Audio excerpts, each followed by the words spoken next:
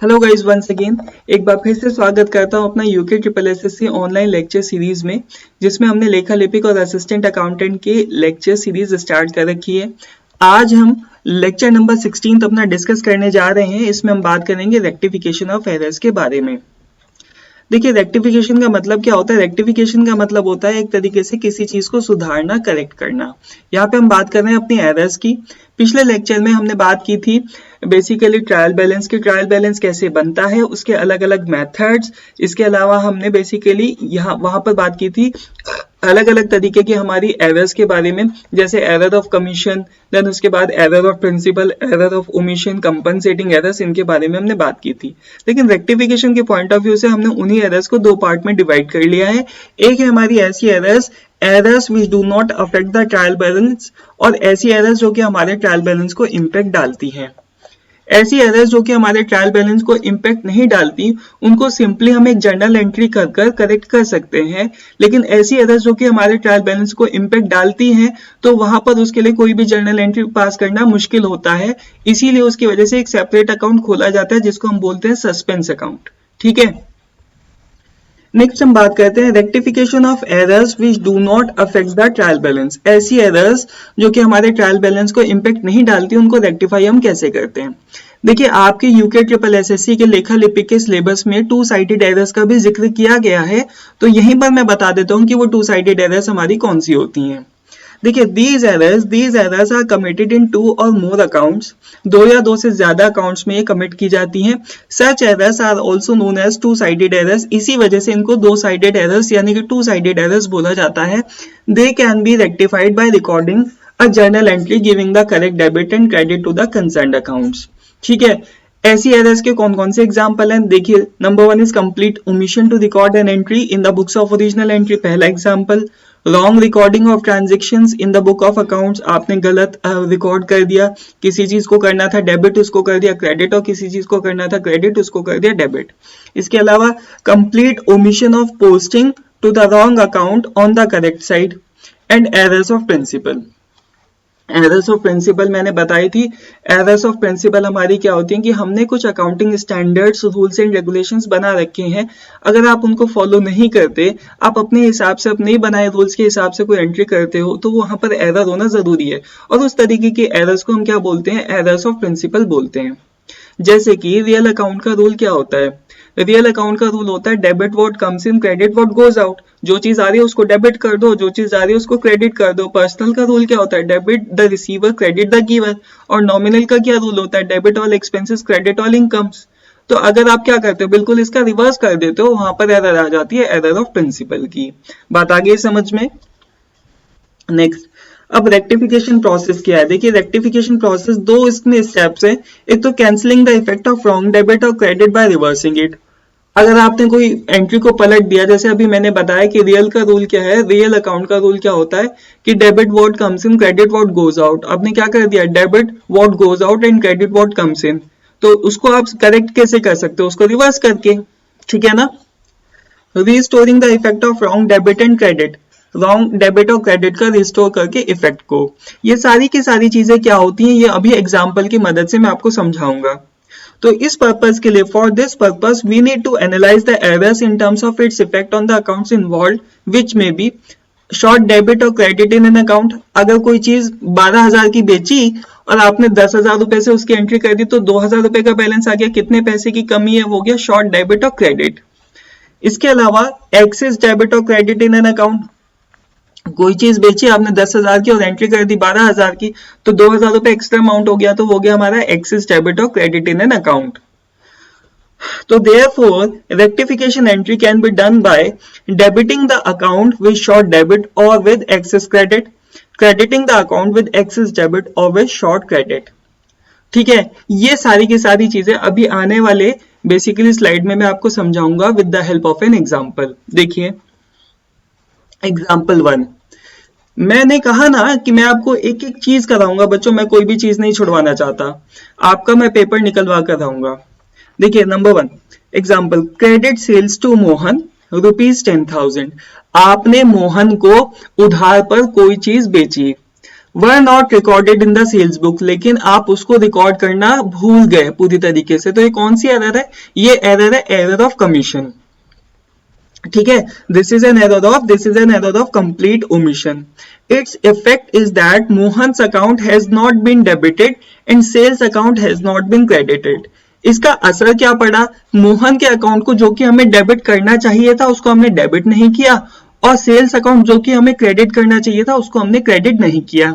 तो अकॉर्डिंगली, इसकी वजह से इसी के according recording usually entry for credit sales will rectify the error. अगर वो जर्नल एंट्री सिंपली हम अगर उसको कर दें जो हम पहले करना भूल गए, तो वो हमारी एरर जो है वो क्या हो जाएगी? रेक्टिफाई हो जाएगी। तो हमारी एक्चुअल में क्या एंट्री होनी चाहिए थी? मोहन अकाउंट डेबिट, जिसको बेचा उसका अकाउंट डेबिट हो जाएगा, और क्योंकि क्रेडिट पे बेचा है तो यहाँ पर क्या आ जाएगा? टू सेल्स अकाउंट कितने का? 10,000 और 10,000। पहला एग्जाम्पल। ठीक है, नेक्स्ट एग्जाम्पल नंबर 2। अब एग्जाम्पल नंबर 2 में credit sales to Mohan ₹10,000 were recorded as 1,000 in the sales book, this is an error of commission. Sale तो की मोहन को 10,000 की, और गलती से एक जीरो लगाना भूल गए। तो इस तरीके की एरर को अगर रॉन्ग पोस्टिंग बाय मतलब wrong posting because due to some incorrect amount, तो वो क्या होती है? हमारी एरर ऑफ कमीशन होती है। तो the effect of wrong recording is shown below. अब इफेक्ट क्या होगा? देखिए, इसकी वजह से एंट्री आपने गलत एंट्री क्या कर दी?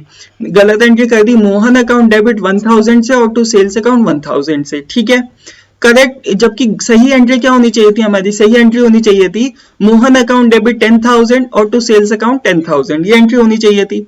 अब देखिए यहाँ पर, now that Mohan's account has to be given an additional डेब्ट ऑफ ₹9,000।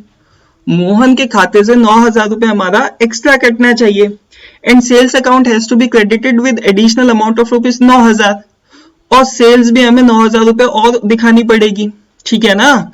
तो यानी कि रेक्टिफिकेशन एंट्री क्या हो जाएगी यहाँ पर? एक्सेस अमाउंट से 10,000, 10,000 माइनस 1,000, इन दोनों का डिफरेंस कितना हुआ? 9,000। अब क्या कर दोगे? मोहन अकाउंट को 9,000 रुपए से डेबिट कर दोगे और टू सेल्स अकाउंट 9,000 रुपए से क्रेडिट कर दोगे। तो ये भी हमारी इस तरीके से हम एंट्री कर देंगे। बात आ गई समझ में? Next example 3। Credit sales to Mohan ₹10,000 were recorded as 12,000। This is also an error of what? This is also an error of commission. Wrong amount से एंट्री कर दी। तो बेसिकली रॉन्ग एंट्री हमारी क्या है यहाँ पर? Mohan account debit to sales. ठीक है, ये रॉन्ग एंट्री है, जबकि सही एंट्री क्या होनी चाहिए थी? Mohan account debit to sales account 10,000, 10,000। अब देखिए यहाँ पर एक्सिस डेबिट, यानी कि ज्यादा काट लिया हमने मोहन के अकाउंट से, और सेल्स भी ज्यादा दिखा दी।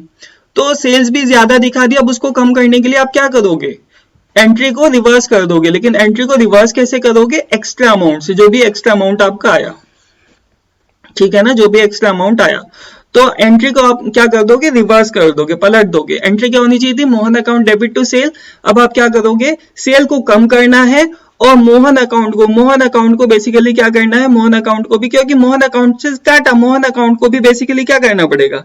अब 2,000 रुपए हमने एक्स्ट्रा काट लेना, उसको देने पड़ेंगे। तो यहाँ पर क्या हो जाएगा? Sales account debit to Mohan account, sales account debit to Mohan account. और बैलेंसिंग फिगर क्या आ जाएगी यहाँ पर? सेल्स अकाउंट डेबिट कितने से? 2,000 से, और मोहन अकाउंट कितने से? 2,000 से। एंट्री पलट दोगे आप लोग।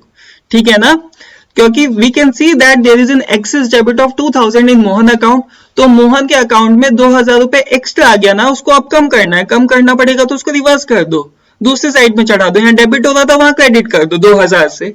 और यहाँ पे सेल्स हमारी 12,000 से कितनी हो रही थी? 12,000 से यहाँ पे बेसिकली अगर मैं 12,000 से मेरी क्या हो रही थी? क्रेडिट हो रही थी, लेकिन 2,000 उसमें एक्स्ट्रा थे। तो यानी कि मैं इसको क्या करूं? 2,000 रुपए डेबिट साइड में चढ़ा दूं, तो एंट्री का जो मेरा जो इफेक्ट है वो कम हो जाएगा ना। जो मेरी रेक्टिफिकेशन एंट्री है वो बिल्कुल सही हो जाएगी, है ना? तो बेसिकली यहाँ पे एंट्री क्या हो जाएगी मेरी? Sales account debit to Mohan account. बात आ गई समझ में?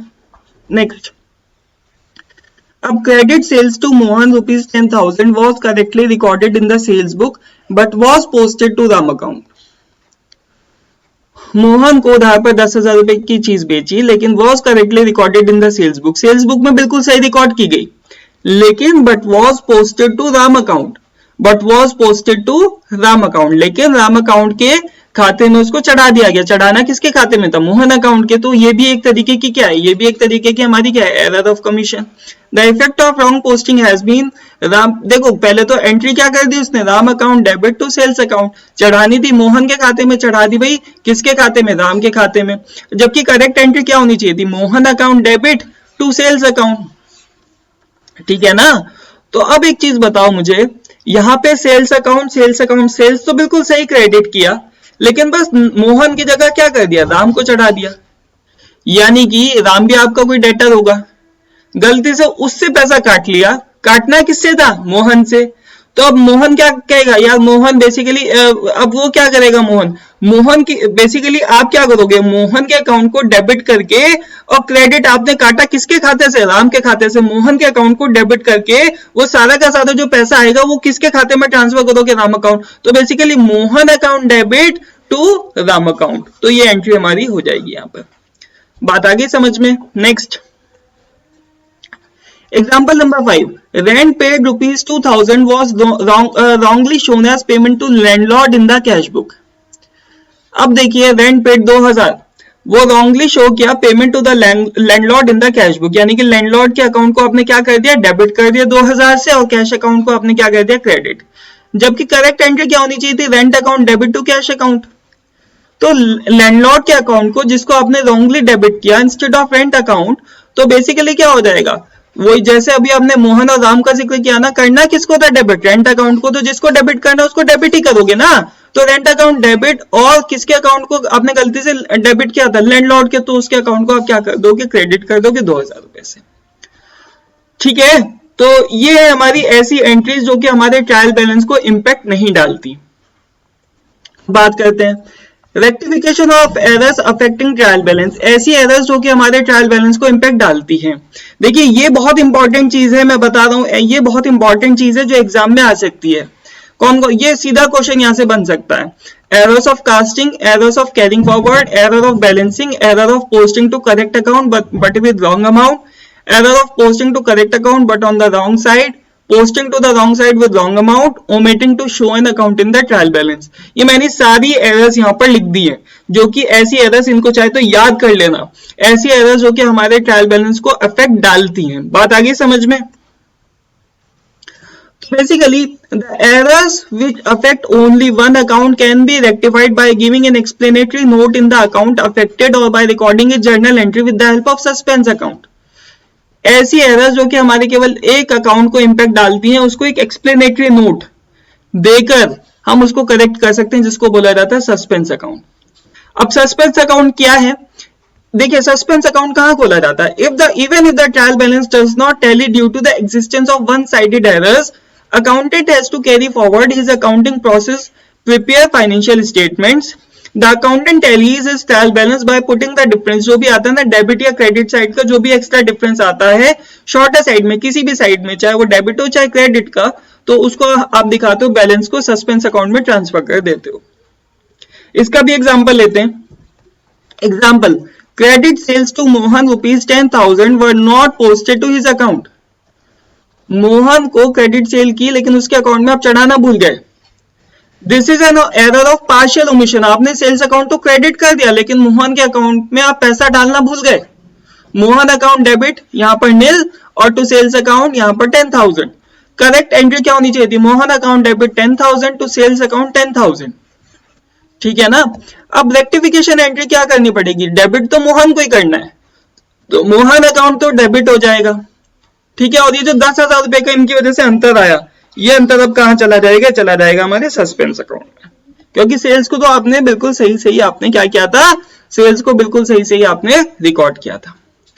तो ये थी हमारी एरर्स, रेक्टिफिकेशन ऑफ एरर्स किस तरीके से। इसमें मैंने एरर ऑफ कमीशन की काफी एग्जांपल बताया, एरर ऑफ ओमिशन भी बताया, और काफी सारी एरर्स बताई जो कि हमारे ट्रायल बैलेंस को इंपैक्ट डालती हैं, जिनसे सीधा क्वेश्चन आपके एग्जाम में बन सकता है। तो यहां पर मैंने एग्जांपल्स भी बताए, तो मैं समझता हूं कि पूरा टॉपिक आपका कंप्लीट हो गया। Unit 4 is completed in your UK triple SSC लेखा लिपिक सिलेबस। तो इसी नोट के साथ मैं आज का लेक्चर यहीं समाप्त करता हूं, और आपसे यह रिक्वेस्ट है कि अगर अच्छा लगे तो please do like, subscribe, share my channel, और क्योंकि मैं हमेशा कहता हूँ कि नॉलेज शेयर करने से हमेशा बढ़ती है, कम नहीं होती। Thank you.